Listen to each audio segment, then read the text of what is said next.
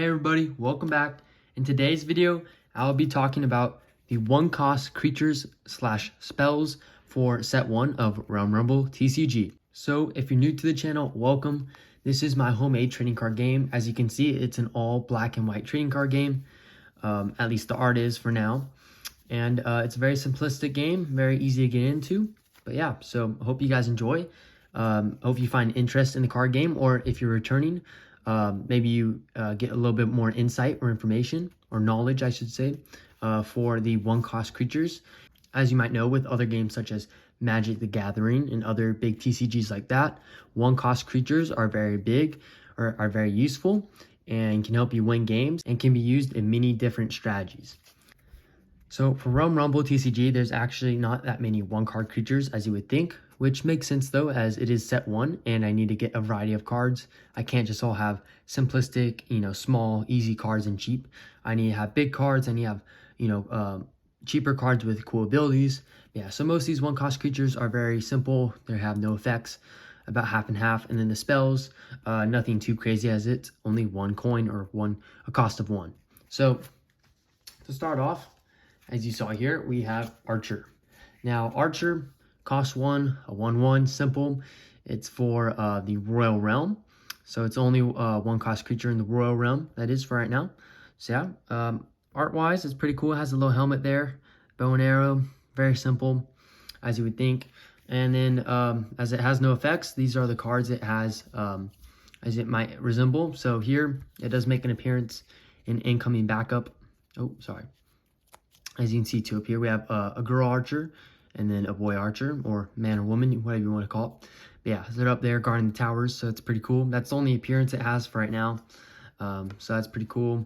And these other cards behind it, it connects to spearmen, shieldsmen, swordsmen, just kind of the little infantry or army, you could say, of the Royal Realm.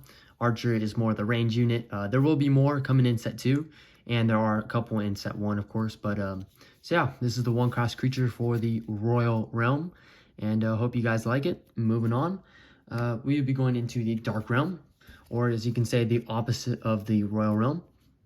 This is a spell, Whispers of the Undead. I personally really like this art. It's very simple. It's just a stick figure, as most of my art is, but it's not a crazy spell that I like to do. It just costs 1, and it's actually a really strong spell. It'll get better as more cards are added with this effect that I'll be talking right here. And it says, when a creature enters the field from Revival, give that creature's effect and power back. Revival is not brought back with the effect. So it's also a magic spell. So it can be played at any moment of your turn. So it's pretty useful. And what this does, well, the cards behind it are examples. Both these cards have Revival and Revival. And so let's start off with Soulless Grizzly, right? Pretty cool card. You play it down and say the opposing creature, we use a Seaweed Snapper, is attacking. Seaweed Snapper attacks Soulless Grizzly. Soulless Grizzly then would die, of course, depending on the health and all that. But say Soulless Grizzly is low enough on health that it would die. It goes into your discard pile here. And then on your next turn, so it's my turn, I attack, do all that. Your opponent's turn gets rid of Soulless Grizzly. Then it's back to my turn. And when I could, Soulless Grizzly would be my discard pile. And what Revival does is it brings it back for the cost of 0, nothing. But Soulless Grizzly would bring back its power and its effect. Now it's not attack, and the attack and the defense would not be brought back. Oh, sorry, you can't even see it. The attack and defense, on the other hand, would not be brought back, as it would be only 0/0. That is a change that I have made recently, as playtesting has gone by, and they usually come back as a 0/1 with 1 defense, but now it's just going to be a 0/0. So anything such as Sneak Peek for this other card, Sandfish, could even kill with 0 attack. So yeah, but Whispers of Undead brings back the creatures with Revival. So when this creature is brought back, it brings back the power and the effect, which is really good, especially for a card like Soulless Grizzly, which can gain back its attack or defense for every creature that dies when this card's in play. So it can have some really good combos. The other card I mentioned was Undead Townsman.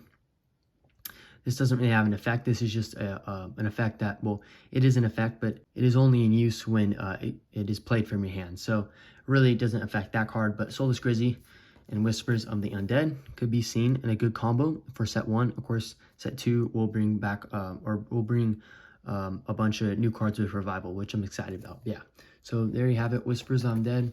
First 1-cost spell. Like, I love the art, really cool.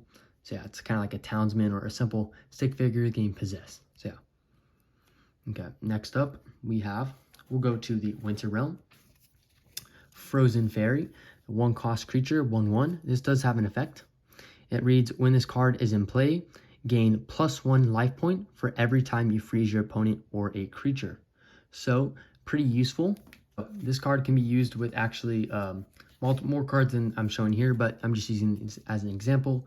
So freezing your opponent means they can't even attack, or freezing a creature means the creature cannot attack. So here we have Dwarven Wing Conjurer. When this card is played, choose a 1/4 powered creature on your opponent's field to freeze. So what would that do? Well, that would allow Frozen Fairy's effect to be in action, so you would gain 1 life. So not the best effect, honestly, but it can come in use at times, especially when you have maybe a bigger creature out, maybe a creature with guard that directs all attacks to them, so it allows Frozen Fairy to kind of be in there. Could come in clutch, or it could come in clutch very late game when you need maybe a couple life points to win or keep you from spell attacks from your opponent. So pretty useful. Yeah. The art-wise, as you can see, you can tell it is from the Frozen kind of realm. Of course, when I do a background, it'd be better, but these are just little snowflakes. Very simple fairy, not the best art, but yeah, very simple. And then next up, we have Northern Winds. Cost 1. I do like the peaks here and just the wind kind of going through. Very simple. It is a magic spell, so it can be played during your turn, on only your turn. But it says shuffle both you and your opponent's deck. Pick 1 card at random from your opponent's hand and put it at the top of their deck. So it's just a shuffle card, getting, shuffling your opponent's deck. Could be useful, could not be.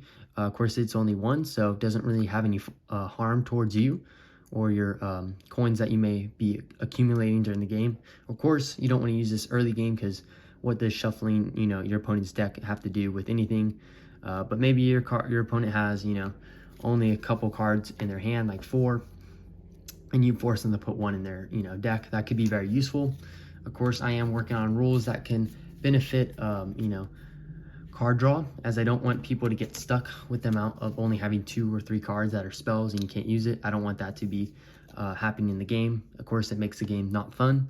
So I'm working on something to differ that. So it might make Northern Winds maybe not the best with the put one of your opponent's handed cards at the top of their deck. It might be, it's only 1, so who cares? But very simple card, artwork decent, not the best, but it kind of resembles the northern peaks of the Winter Realm, or Snow Realm, I should say, or Ice Realm is the actual realm.